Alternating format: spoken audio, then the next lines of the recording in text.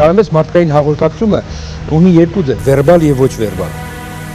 Խոսքային ձևը իհարկե ավելի զարգացած է, ավելի կարևոր է, բայց կան հաջորդող ոչ վերբալ ձևեր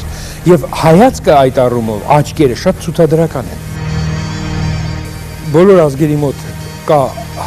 հայացքի աչքերի նկատմամբ շատ արտահայտություններ պոեզիայի, արվեստի, գրականության տարբեր գործերում,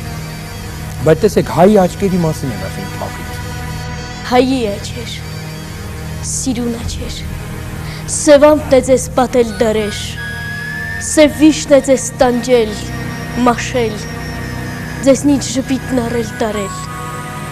լույսի լճակ, աչքեր տրտում, այդ երբ դարձակ այդպես խնդում, հայի աչքեր, սիրուն աչքեր։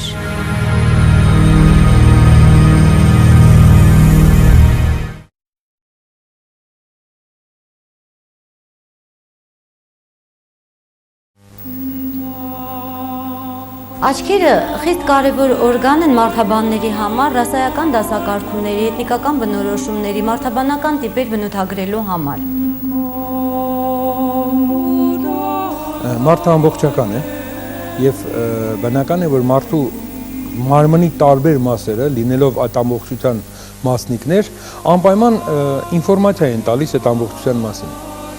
Նույնը եւ աչքերն են։ Ուղղակի աչքերը ավելի երևացող են եւ զարմանալի է, լինելով այդպես երևացող, լինելով այդպես արտահայտիչ, բայց հոգեբանության տեսանկյունից քիչ են ուսումնասիրված։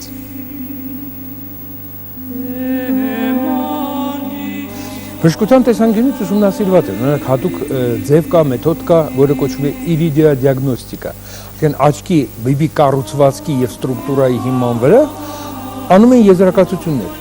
Արդեն ընդունված բան է դա, նույնիսկ կոմպյուտերացված է, այն աստիճանի է ֆորմալիզացված, որ կոմպյուտերը նայում է եւ դուրս է տալիս տվյալները, թե ցույց է տալիս, թե ինչ հիվանդություն ունի մարդը, որտեղ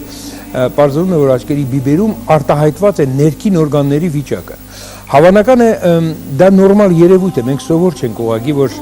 մարդու ամբողջության այս բարդության մեջ կարող է առանձին մի որևէ մասնիկ բավականին շատ քանակով ինֆորմացիա կրել։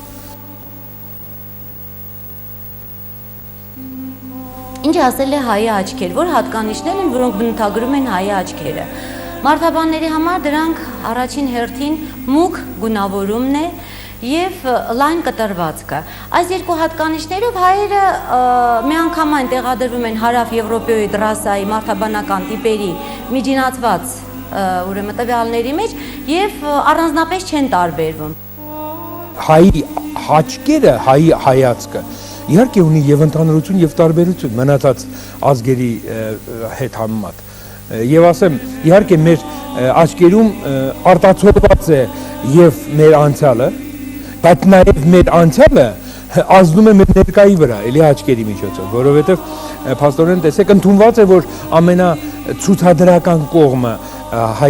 հայացքի դա տխրությունն է։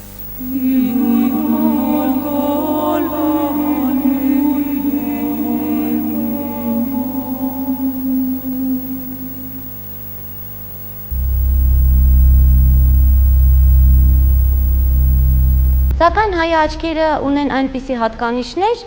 որոնք եվրոպեոիդ ռասայի մակարդակով կարող են ռեկորդակիր համարվել։ Որոնք են այդ հատկանիշները։ Առաջին հերթին դա հայի աչքերի մազածածկույթի փարթամությունն է, իդեմս երկար թարթիչների եւ թավ ունքերի։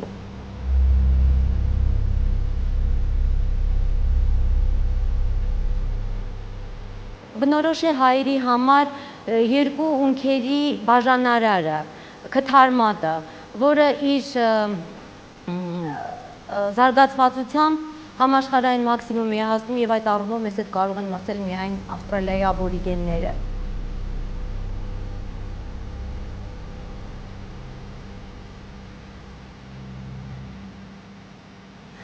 Հայի զույգ աչքերը միմյանցից բաժանում են մի այնպիսի հզոր օրգան, ինչպիսին հայի քիթն է, որը հատկապես աչքերի անկյունների, ներքին անկյունների հատվածում իր հորիզոնական տրամաչափով դարձյալ համաշխարհային մաքսիմալ ուրեմն չափեր է դրսևորում։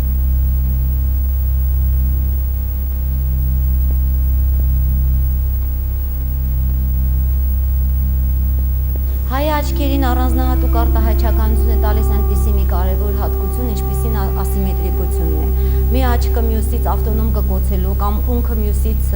ավտոնոմ բարձրացնելու հատկությունը։ Այդ ասիմետրիկությունը ասեմ, որ դարձյալ շատ հատկանշական է հայերին։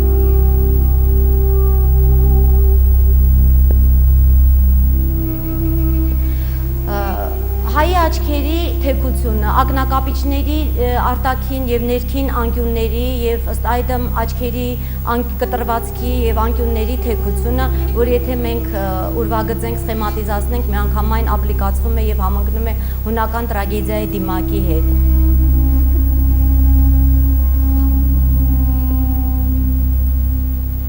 Հոգեբանության մեջ ըմբռնման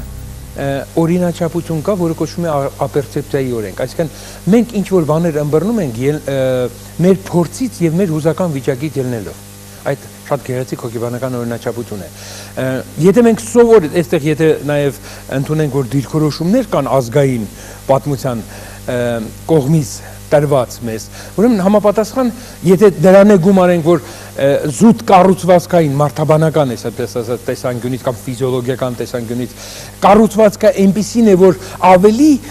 ուղղված է լինում թախծոտությունը ցույց տալու։ Բնական է, որ մենք արդեն կարող ենք ըմբռնել նույնիսկ ոչ թախից հայացք, որպես թախից հայացք։